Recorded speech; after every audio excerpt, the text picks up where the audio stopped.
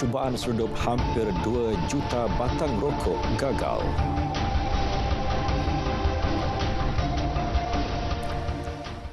Assalamualaikum, salam Malaysia Madani, saya Muhammad Shah Musa.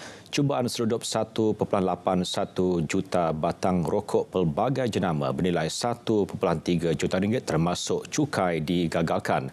Pengarah Kastam Perak Dato' Abdul Ghaffar Muhammad berkata ia hasil penahanan seorang lelaki dan 2 serbuan di 2 negeri. Jelas beliau menerusi risikan selama 2 bulan, pihaknya menahan seorang lelaki tempatan berusia 40 tahun dalam satu sekatan jalan raya Bampiran Plaza Tol Sungkai pada 27 Julai lalu. Susulan tangkapan tersebut, Kastam membuat serbuan di Puchong, Selangor dan Bandar Baru Sri Petaling, Kuala Lumpur. Hampir 2 juta batang rokok pelbagai jenama yang disyaki barang larangan Kastam ditemukan dan dirampas. Kes disiasat mengikut Seksyen 135-1-D dan Seksyen 135-1-E Akta Kastam 1967. Pengerusi Perkataan Nasional PN Tan Sri Muhyiddin Yassin perlu meminta menantunya Dato' Sri Muhammad Adlan Barhan pulang dan membuktikan dirinya tidak bersalah di mahkamah. Timbalan Perdana Menteri Dato' Sri Dr. Ahmad Zahid Hamidi berkata Dato' Sri Muhammad Adlan perlu menjawab segala persoalan. Kalau tidak bersalah, kenapa takut? Kenapa lari? Buktikan di mahkamah. Hadapi pertuduhan, hadapi perbicaraan. Saya menghadapi pertuduhan. Saya memang mengaku tidak bersalah dan saya hadir ke mahkamah apabila mahkamah menentukan tarikh. Dan saya tidak pernah lagi keluar negara. Beliau berkata demikian dalam sidang media selepas hadir program Pemimpin Bersama Masyarakat di Perumahan Nelayan Tok Bali Pasir Putih. Terdahulu, Dato' Sri Muhammad Adlan dan Peguam Mansur Saad dilapor dicari SPRM bagi membantu siasatan kes penyelewengan projek pendaftaran, pengambilan dan penyimpanan biometrik pekerja asing sebuah kementerian. Sementara itu, Ketua Pesuruhjaya SPRM Tan Sri Azam Baki memaklumkan pihaknya akan meminta bantuan Interpol untuk mengesan 2 individu itu yang kini dipercayai berada di luar negara. Jelas beliau, kedua-duanya dikategorikan sebagai orang dikehendaki untuk tindakan mahkamah.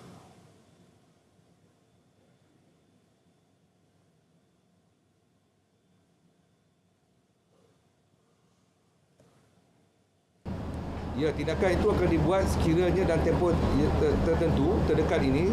Sekiranya kita tidak ada dengar lagi maklumat daripada beliau, pihak saya akan memohon melalui polis bantuan daripada Interpol supaya beliau dimasukkan, kedua-dua ini dimasukkan sebagai di bawah red notice. Beliau menyatakannya pada sidang media selepas Majlis Pembarisan tamat latihan kursus asas pegawai SPRM di Ibu Negara. Berhubung isu kecurian unsur nadir bumi REE di Kedah pula, Tan Sri Azam memaklumkan keterangan baru telah diperoleh SPRM. Justru siasatan lanjut dibuat ekoran petunjuk baharu itu. Untuk pegawai-pegawai penyiasat, saya melihat perkara itu dan menyiasat perkara itu. Sebab itu, bila soalan timbul tentang bila kita memanggil Yang Amat Berhormat Menteri Besar Kedah, ia masih lagi ditangguhkan lagi kerana kita perlu melihat pada keterangan-keterangan baru yang kita bolehi ini. Beliau tidak menolak kemungkinan akan memanggil individu penting bagi membantu siasatan. Datuk Seri Najib Tun Razak telah menghantar representasi kedua kepada Jabatan Peguam Negara untuk membatalkan pertuduhan pecah manah yang dihadapinya bersama bekas Ketua Setiausaha Perbendaharaan Tan Sri Muhammad Irwan Serigar Abdullah. Kedua-duanya didakwa pada 2018 atas 6 pertuduhan pecah amanah berjumlah 6.6 bilion ringgit berkaitan bayaran kepada International Petroleum Investment Company IPIC. Menerusi prosiding, Timbalan Pendakwa Raya Muhammad Saifuddin Hashim Musaimi memaklumkan kepada Hakim Mahkamah Tinggi Datuk Muhammad Jamil Husin bahawa pihaknya telah menerima surat representasi pada minggu lepas daripada Tetua Syafiee & Co yang mewakili Datuk Seri Najib. Jelas Muhammad Saifuddin pihaknya memerlukan masa meneliti surat representasi kerana kes ini melibatkan dokumen yang banyak.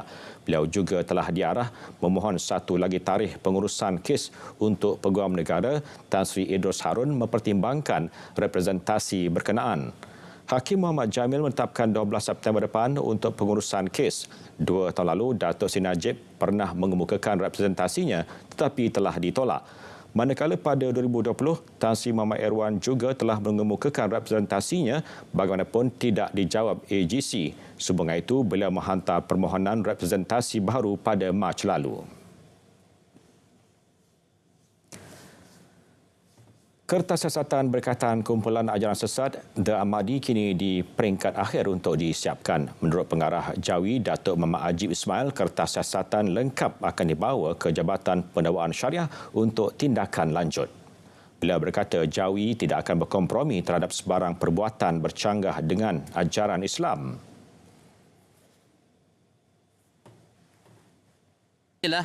Pasukan penyiasatan kita daripada bahagian penguatkuasaan telah pun hampir melengkapkan siasatan dan kami akan terus komited untuk melaksanakan segala tanggungjawab yang diberikan kepada kami. Jadi saya menyeru kepada masyarakat di luar sana, janganlah kita terpengaruh dengan ajaran-ajaran yang bertentangan dengan akidah Ahli Sunnah wal Jamaah, dan sama-samalah kita berusaha mempertahankan akidah Ahli Sunnah wal Jamaah.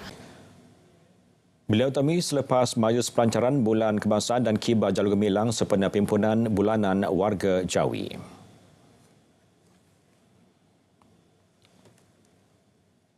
Lebih banyak program besar sedang dirangka bagi mengurangkan tekanan hidup rakyat khususnya golongan B40. Perdana Menteri Datuk Seri Anwar Ibrahim berkata inisiatif itu dilaksana melalui Belanjawan Madani kedua pada Oktober nanti. Jelas beliau Kerajaan Persekutuan turut berhasrat agar Amanah Ikhtiar Malaysia atau AIM memainkan peranan mengangkat martabat rakyat miskin. Quran sebut, kamu nak naik darjat kamu, kamu nak tingkatkan taraf hidup kamu di sisi Allah, fakku rafabah, bebaskan dia daripada kedudukan perhambaan itu. Bebas, bagi makan kepada anak yatim, bantu ta'am kepada orang miskin. Ini yang saya lakukan. Kalau tanya mengapa saya begitu tekad, karena saya yakin harakat martabat rakyat ini boleh diangkat kalau negara dipimpin oleh orang-orang yang prihatin dan tolong nasib rakyat miskin. Beliau berucap merasmikan Karnival Sahabat Usahawan Madani AIM di Kuala Nerus. Tambah Datuk Seri Anwar, AIM telah berjaya membantu golongan wanita B40 menjana pendapatan isi rumah melalui skim pembiayaan ikhtiar AIM. Manakala RM31.3 bilion sudah diperuntukkan bagi tujuan itu, terutama bagi memulakan perniagaan berskala mikro. Mekanisme pelaksanaan pelarasan gaji bagi pekerja sektor swasta sedang diteliti. Ia termasuk pemberian subsidi secara langsung kepada syarikat. Jelas Perdana Menteri Kerajaan akan mencari dana untuk menampung sebahagian peningkatan kos bayaran tersebut bagi sektor swasta. Kita nak paksa tak boleh, ini sektor swasta. Nanti tutup semua syarikat. Tetapi kita kata baik, kita bagi kaedah. Sepatutnya orang tu naik RM200 ke RM100. Dan kita kerajaan sekarang nak cari dana untuk kerajaan tampung sedikit bayaran langsung kepada sektor swasta, pekerja-pekerja. Menyentuh berkenaan pelarasan gaji bagi sektor awam pula, Datuk Seri Anwar berkata keputusan bagi kadar upah dan gaji baru akan diumumkan dalam Belanjawan Madani 2024 atau pada awal tahun hadapan. Malaysia berada di landasan tepat untuk bergerak ke hadapan terutamanya dalam pembangunan ekonomi. Perdana Menteri Datuk Seri Anwar Ibrahim berkata pelbagai langkah berkaitan dasar kerajaan kini sedang digerakkan Untuk itu, beliau menyeru rakyat terus memberi sokongan demi kestabilan dan menjayakan usaha memperkasa ekonomi rakyat. Tegas Perdana Menteri, negara ini mesti diselamatkan daripada pihak yang berdegar-degar berbicara soal bersih namun realitinya jauh bertentangan. Malah kuasa yang diamanahkan harus ditumpukan kepada pemerkasaan hak dan ekonomi rakyat.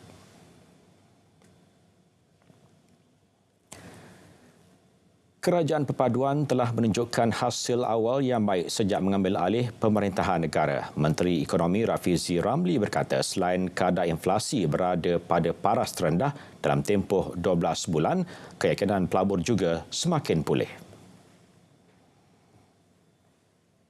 Adakah ekonomi kita telah pulih? Sudah tentu tidak. Tetapi kita berada pada landasan yang baik. Jika kita kekal pada landasan ini, insya-Allah Malaysia dijangka akan menyertai kelab negara-negara berpendapatan tinggi ataupun yang sering disebut sebagai negara maju di antara tahun 2026 dan 2028. Beliau menyatakannya pada debat model baharu ekonomi Malaysia dengan penolong Setiausaha Agong PAS Muhammad Syahid Sulaiman di Angkasa Puri Kota Media. Tambah beliau, pelabur-pelabur dana pendek telah kembali ke bursa saham pada kadar lebih tinggi berbanding negara serantau ASEAN dalam tempoh 2 bulan lalu.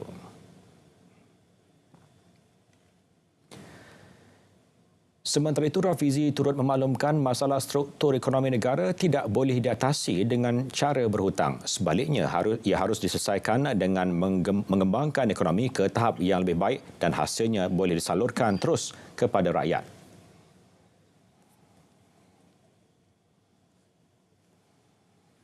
Tumpuan kita ialah bukan soal berhutang.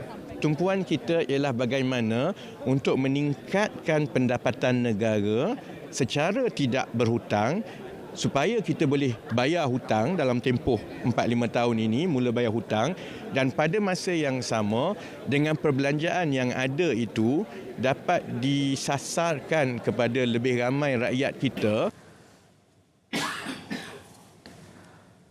Kadar skim subsidi harga padi SSHP dinaikkan kepada RM500 per metrik tan. Sebelum ini kadarnya RM360 per metrik tan. Rata-rata golongan pesawah di Perlis lega dengan peningkatan kadar berkenaan.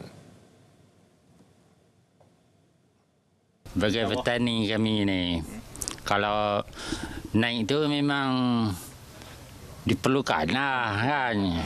Benda tu pasal padi ni lama dah kami dah buat ni. Dia harga tu dia ada duk tahap tu ya.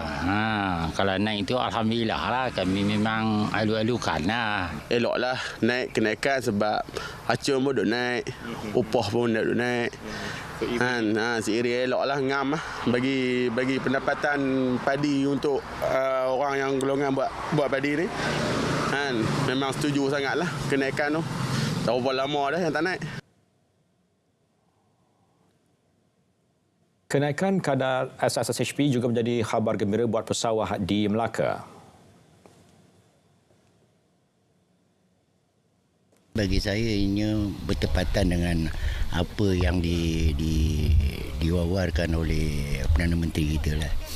Sekiranya kalau kenaikan pada segi harga jualan, mungkin pihak pengilang akan mainkan dari segi harga pemotongan jualan kita.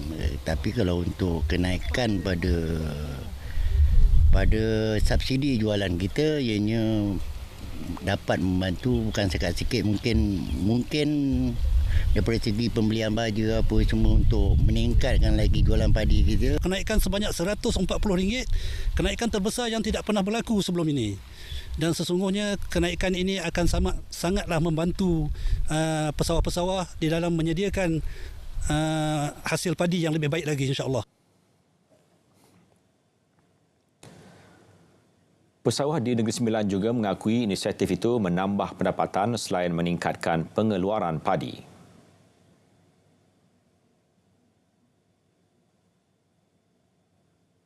membantulah pesawah-pesawah kita selain dapat menambahkan lagi pendapatan dan mereka dapat meningkatkan lagi lah hasil-hasil padi, busa untuk meningkatkan hasil padi. Sebab 1 tan perbezaan yang lepas adalah RM140. Jadi kalau dia dapat 1 hektar, dia boleh dapat 4 ke 5 tan per hektar, bermakna perbezaan tu hampir dekat RM1,000 lah untuk perbezaan untuk 1 hektar. Terima kasih PPK dengan LPP, kerajaan bagi kita subsidi tinggi, boleh membantukan kita sawah ke ketinggian. Terima kasih. Bagi saya, bila naikkan kadar subsidi ni, kita akan jadi memberi semangat jugalah dekat kita sebagai pengusaha ni untuk meningkatkan lagi hasil padi tu kan. Sebab bila kita tingkatkan hasil padi, bertambahlah lagi subsidi yang kita akan dapat.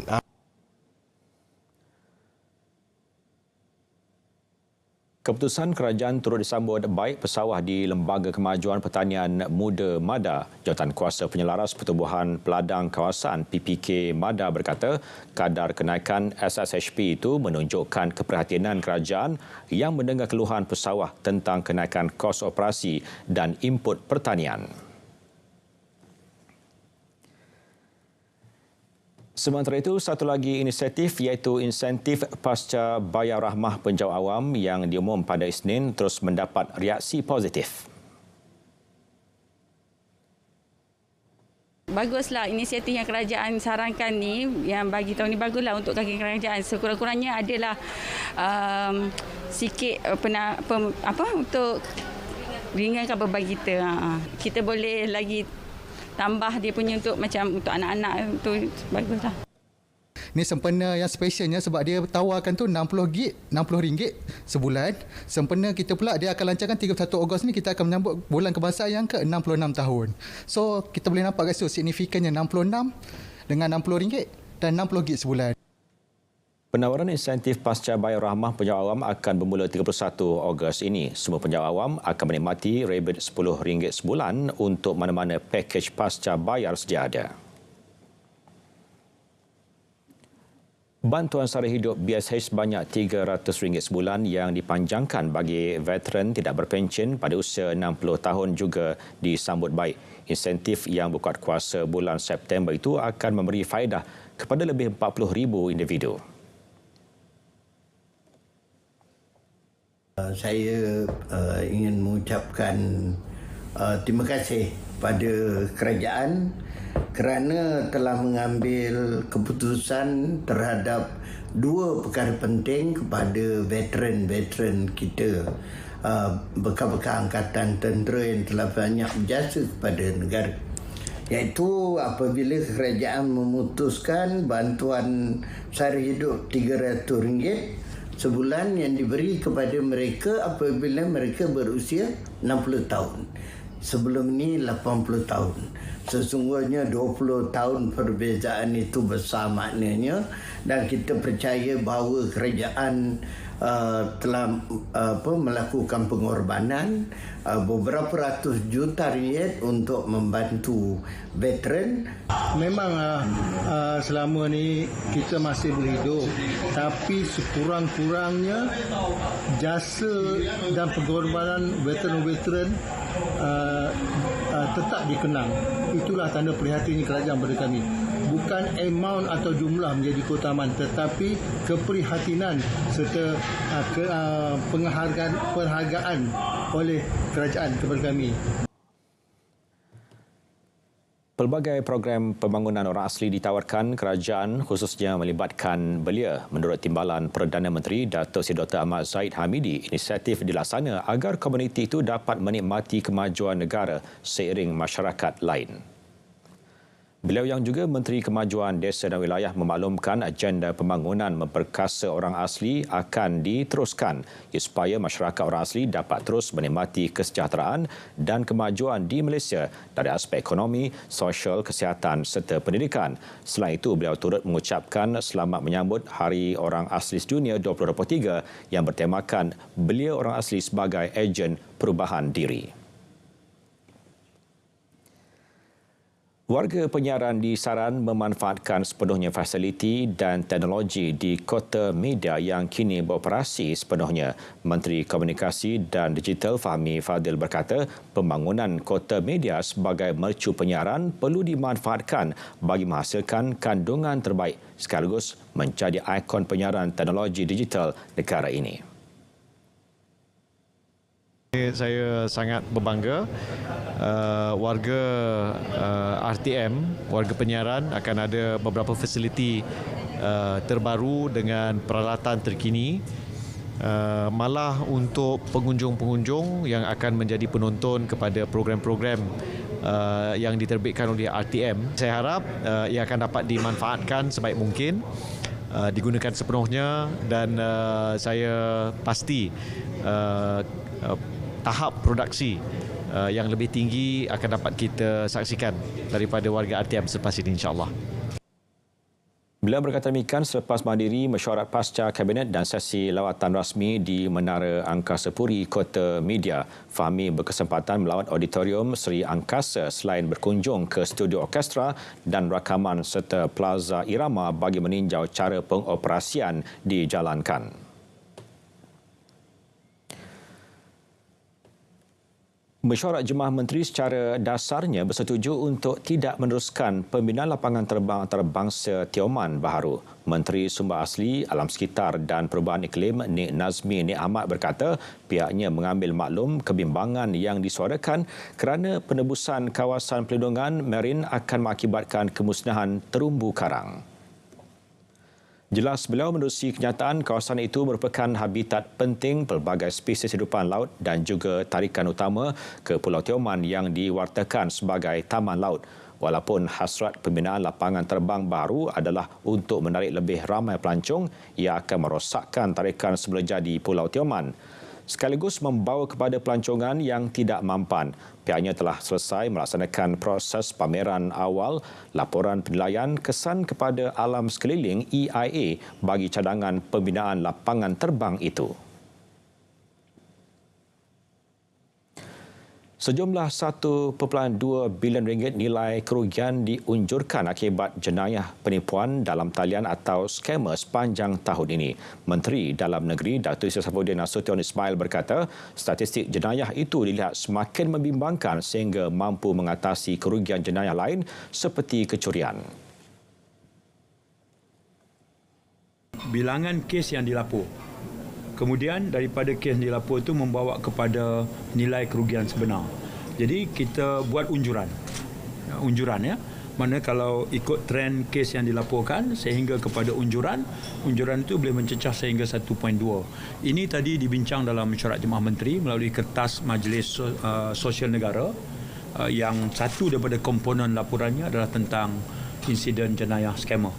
Dan unjuran yang dibuat bagi tahun ini kalau trend sebegini berterusan itu boleh menyentuh sehingga angka 1.2 bilion kerugian akibat skamer. Terdahulu beliau menghadiri seminar modal insan dan syasiah diri di IDCC Shah Alam, Selangor. Polisi Pendidikan Pengajian Tinggi Negara sebagai hak pendidikan antarabangsa akan dikaji semula. Menteri Pengajian Tinggi Datuk Seri Muhammad Khalid Nordin berkata langkah itu bagi meningkatkan kerjasama antarabangsa dan aspirasi penyediaan pendidikan dan penyelidikan bertaraf dunia. For that, we will welcome and host all young talents and great minds from all over the world with open arms. I can assure you that under the current Ministry of Higher Education, we are now in the process of aggressively revising relevant policies and practices. Beliau berkata demikian ketika merasmikan Majlis Pembukaan Program University Presidents Forum UTM-UPF di Johor Bahru. Acara menghimpunkan pemimpin-pemimpin universiti seluruh dunia untuk forum transformatif mengenai pendidikan tinggi.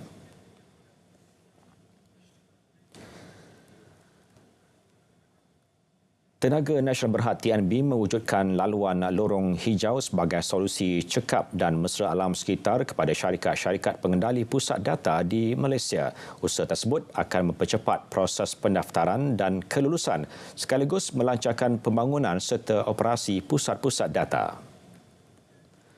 Melalui tawaran strategi itu, pusat-pusat data akan mendapat bekalan elektrik 3 kali lebih pantas daripada biasa. Ia menyingkatkan tempoh pelaksanaan daripada 36 hingga 48 bulan kepada hanya 12 bulan. TNB juga menawarkan bantuan penyelenggaraan 24 jam dan pelbagai bentuk penyelesaian mengikut keperluan setiap pusat data. Kesemua faktor berkenaan dijangka menarik lebih banyak syarikat pusat data untuk mewujudkan operasi di negara ini. Majlis Pelancaran Inisiatif berkenaan disempurnakan Menteri Pelaburan, Perdagangan dan Industri Tengku Dato' Sri Zafrul Tengku Abdul Aziz.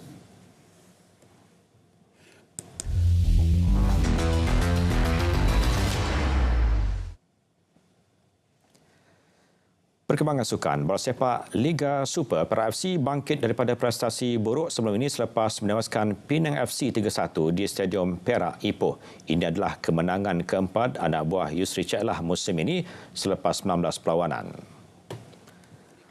Tuan rumah berjaya meraih gol pertama hasil rembatan jarak jauh pemain import Luciano Goicoechea menewaskan penjaga gol Penang Afzar Arif Sukri seawal minit ke-5.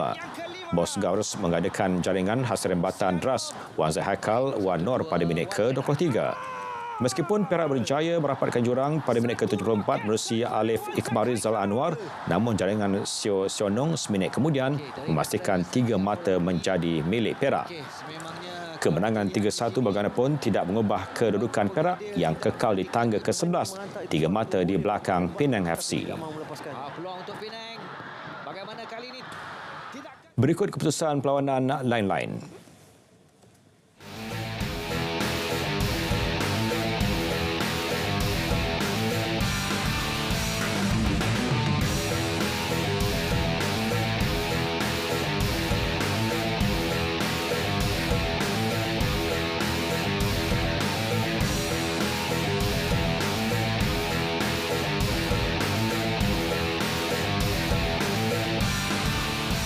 Bekas pengarah kejurulatihan Perseorangan Remaja Akademi Badminton Malaysia ABM, Dato' Misbah Siddiq sudah menghantar surat jawapan kepada Persatuan Badminton Malaysia BAM berhubung tawaran diberikan kepadanya sebelum ini.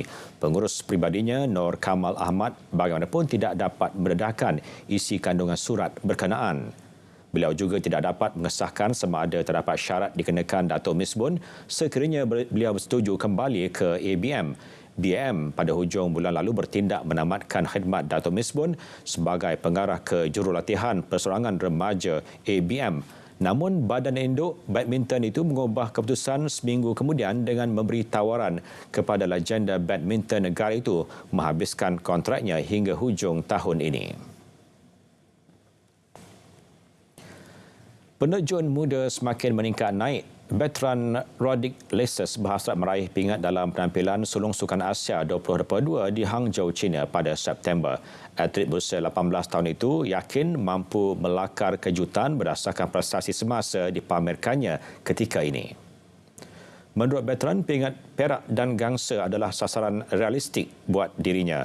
Dalam masa sama, beliau enggan terlalu memikirkan mengenai kilauan pingat kerana mahu terlebih dahulu fokus memperbaiki mutu terjunan. Dia turut mensasarkan untuk bertanding dalam acara 10 meter platform dan 10 meter platform seirama bersama seorang lagi atlet, Enrique Harold. Pada kejohanan akuatik dunia 2023 bulan lepas, itu veteran muncul atlet pertama Malaysia layak secara merit ke Sukan Olimpik Paris 2024 selepas menduduki tempat ke-10 pada saingan final 10 meter platform lelaki.